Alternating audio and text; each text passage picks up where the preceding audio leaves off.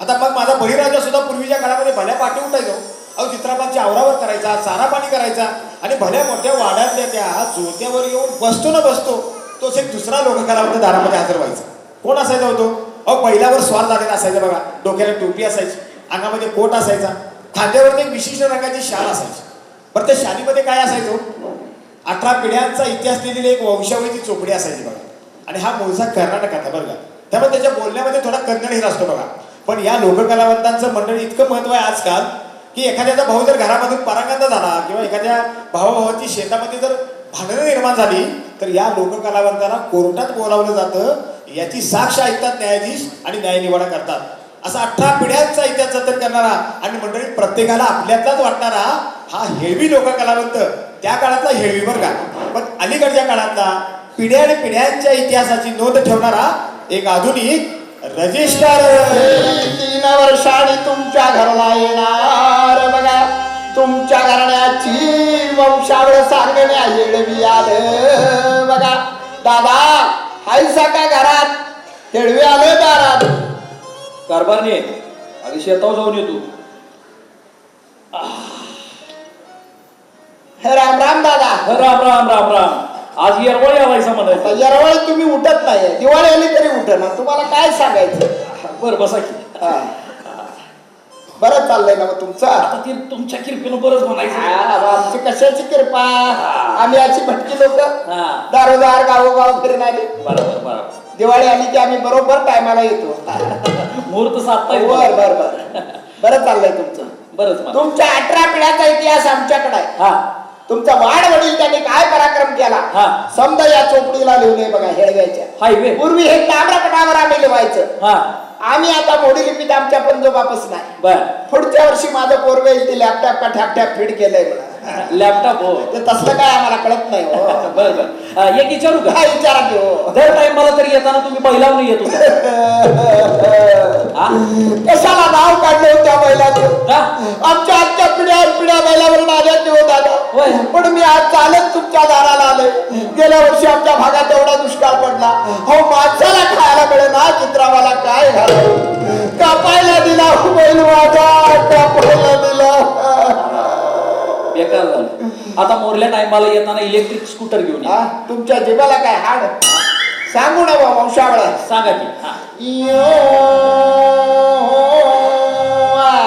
चांगलं वाजव. वाजक, त्याला वाजक म्हणताय. आमचं म्हणायचं पद्धत असतं हेळव्याचं. असं आहे. हे काय गणपतीचं वाजक आणलं का वाजवत? नाही नाही सांगा की. असंच म्हणणार हेळवी. तुमच्या घराचा मूळ पुरुष लिंबाजी आबा. लिंबाजी आबाच्या पोटी सोमाजी आबा गणोजी आबा. सोमाजी आबाचा वंश वाढला गणोजी आबाचा नाही. सोमाजी आबाच्या पोटी रानोजी आबा. रानोजी आबानं खरड्याच्या लढाईत लई पराक्रम केला. महाराजांनी ढाल आणि तलवार भेट दिली होती, पण तुमच्या पूर्वजांनी राखली नाही. समजा ह्याच्यात गमावलं ना. जरा काही चांगलं असेल तर सांगा. पराक्रम करायचा होता पूर्वजांनी. चांगलं सांगा, जे घडलंय ते सांगते हे. राघोजी आबाच्या पोटी तुळाजी आबा. तुळाजी आबाच्या पोटी जनकोजी आबा. जनकोजी आबाच्या पोटी यसाजी आबा. यसाजी आबाच्या पोटी दाजी आबा. दाखलं तुम्ही बाळाजी आबा. 18 पिढ्याचा इतिहास. 3 वर्षात हेळवी आले. तेव्हा पाळणा हल्लाच असेल की हो? हल्ला की हो. काय लोकसंख्या कमी आहे. तुमच्या घरचा विचारताय, गावाची जनगणना करायला नाही हेळवी. लोकसंख्या विचार नाही झालं की घरात पोरगा झाला. ते कवा सांगायचं का? हेळवी आलं की तोंड गेलं. नाही झाला झाला पोरगा झाला. पोराचं नाव या चुपडीला लिवायला नको. घ्या की घ्या लिहून घ्या. कसा कसा आली बघा. खेळव्याकडे बी जरा बघावं लागतं. बघूया की देऊ फुलला फुलाची पाकळी. चालणार नाही बघा. फुलना फुलाची पाकळी चालणार नाही. 3 वर्षात आलंय तेव्हा जरा भरघोस द्या काहीतरी. बरं किती द्यायचं ग?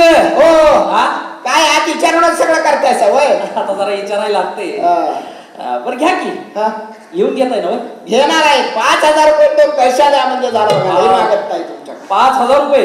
मी काय बोललो झालं होय? बघा अहो दिवाळी आली, पोरासने अजून कापड घेतलेलं नाही. कापड घेतली नाही. बरं एक काम करा, हे बघा फायनल 1,000 रुपये देतो. हे शोभतं का तुमच्या वाड्याला? वाड्याकडे काय बघू नका, त्याला खुशी लागली. लागायच्याच खुशी, म्हशी इकल्या खुशी लागायच्याच. आता त्या तर कुठं राहिल्या? काय दावण होती मसराची तुमची? मला माहिती आहे, मी लहान असताना आजीबरोबर यायचा. तुमची आजी कासाटीवर दूध मला प्यायला द्यायची घेवाळा म्हणून. आता तुम्हाला 4 दूध मिळेल. नाहीच की 4% काळा.